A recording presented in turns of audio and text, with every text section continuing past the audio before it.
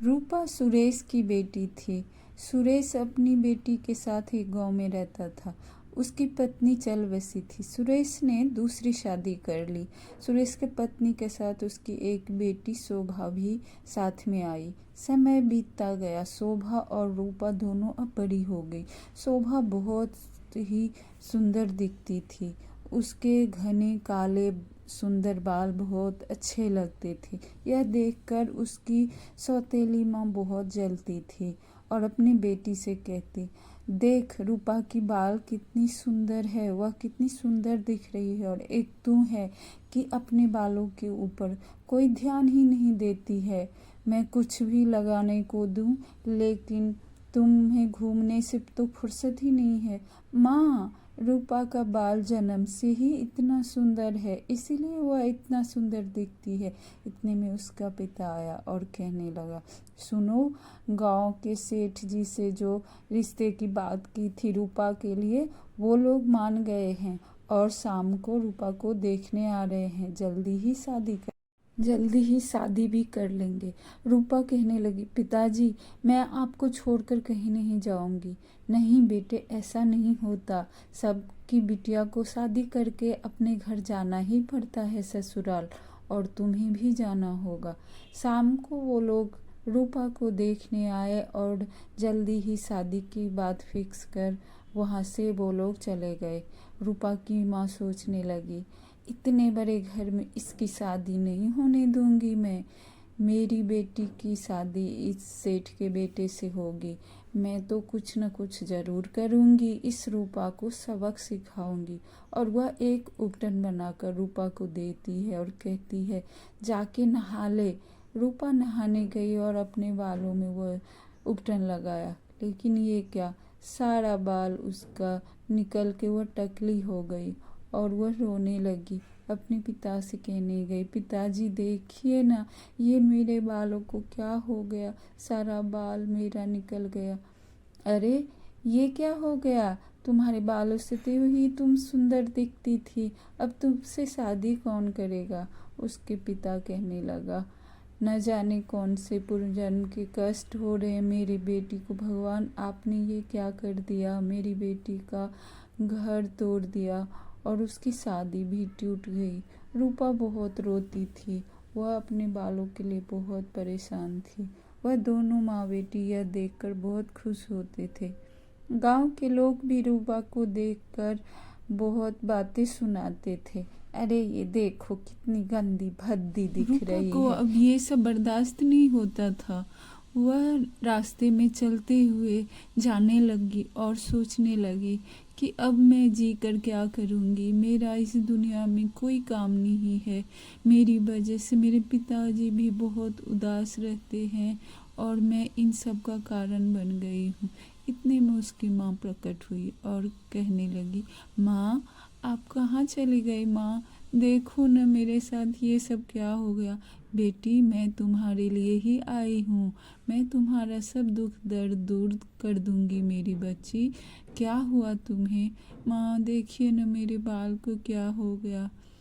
ठीक है, मैं तुम्हें अच्छा बाल बना देती हूँ। यह कहकर उसने अपनी बेटी के माथे पर हाथ फेरा और उसकी सुनहरे सोने चांदी जैसे बाल हो गए। अब रूपा बहुत सुंदर दिखने लगी अपने बालों के साथ। उसकी माँ ने कहा, बेटी, अब तुम बहुत खुश रहोगी इन बालों के साथ और कभी उदास मत होना। जब भी तुम्हें ज़रूरत हो मैं तुम्हारे साथ हमेशा रहूँगी।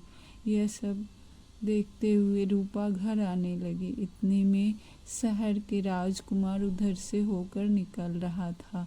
इस रास्ते में सब लोग रुक गए। पीछे शोभा भी खड़ी थी। राजकुमार की नज़र शोभा के ऊपर पड़ी और वह देखकर वह चकित रह गया। घर आकर वह परेशान रहने लगा कि वह लड़की कौन थी, कितनी सुंदर थी, मुझे उससे शादी करनी है। शोभा अब घर आई और अपने माथे में एक कपड़ा लपेट लिया। उसकी माँ यह देखकर हंसने लगी। अरे ये देखो, हम दोनों ने जो सोचा था वही हुआ, हमने इसके बाल खराब कर दिए। रूपा यह सब सुनकर बहुत परेशान थी कि मेरी माँ कैसी है। इधर राजकुमार उस रूपा की तस्वीर अपने घर में बनाने लगे। उसके पिता ने कहा, ये क्या कर रहे हो बेटे, किसकी तस्वीर बना रहे हो? पिताजी, ये सुनहरे बालों वाली लड़की है, मैं उसकी तस्वीर बना रहा हूँ। मैं इसी लड़की से शादी करूँगा, चाहे वह मुझे जहाँ भी मिले। यह तुम्हें कहाँ मिलेगी बच्चे, इन्हें तो कोई पहचानता नहीं है, तुम कैसे पता लगाओगे इस लड़की का? पिताजी, मैं शहर में ढिंढोरा पिटवाऊंगा और पता करूंगा कि यह लड़की कौन है। ऐसा कहकर राजा ने पूरे शहर में ढिंढोरा पिटवाया कि जहाँ कोई भी जो भी सुनहरे बालों वाली लड़की है वह सभी राजमहल में उपस्थित हो। रूपा की सौतेली माँ सोचने लगी कि मैं भी अपनी बेटी को सुनहरे बाल बना के राजमहल में भेजूंगी। गांव के लोग सब अपनी अपनी बेटी के बाल सुनहरे करके और राजमहल में भेजने की तैयारी करने लगे। सबके लड़कियों के बाल सोने चांदी जैसे लगने लगे। अब राजमहल में सैनिक गया और कहा, महाराज, सभी लड़कियों का बाल तो एक ही जैसे दिखता है, कैसे पता करेंगे कि उसमें सुनहरे वाली असली बालों वाली लड़की कौन है? राजकुमार ने कहा, इसके लिए मुझे एक योजना पता है। तुम सभी लड़कियों को लेकर राजमहल आ जाओ और मैं पता कर लूँगा। ठीक है महाराज, जैसी आपकी मर्जी। सारी लड़कियां सुनहरे बालों वाली राजमहल पहुंची। सैनिक ने रूपा को देखकर कहा कि तुम भी राजमहल चलो। रूपा की माँ ने कहा, वह तो बिना बालों वाली लड़की है। इधर राजा ने सभी लड़कियों को इकट्ठा देखा और कहने लगे, सभी लड़कियां इस सावर के नीचे आकर खड़ी हो जाएं। अब रूपा की माँ सोचने लगी, मेरी बेटी शोभा तो पहचान में आ जाएगी, उसके सुनहरे बाल तो काले हो जाएंगे। और ऐसा ही हुआ, सभी लड़कियों के बाल काले हो गए क्योंकि उस पे तो रंग चढ़ा हुआ था। अब रूपा की बारी थी। रूपा भी उधर आई सावर के नीचे। उसकी माँ सोचने लगी, इसके तो बाल ही नहीं हैं।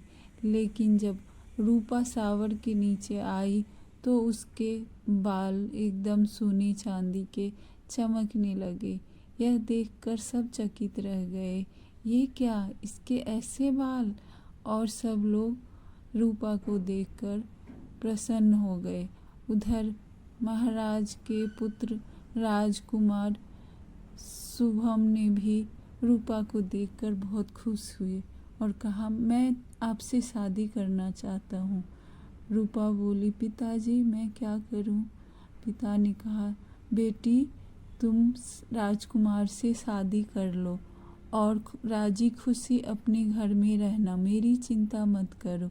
रूपा राजकुमार से शादी कर ली और दोनों एक साथ खुशी खुशी रहने लगे।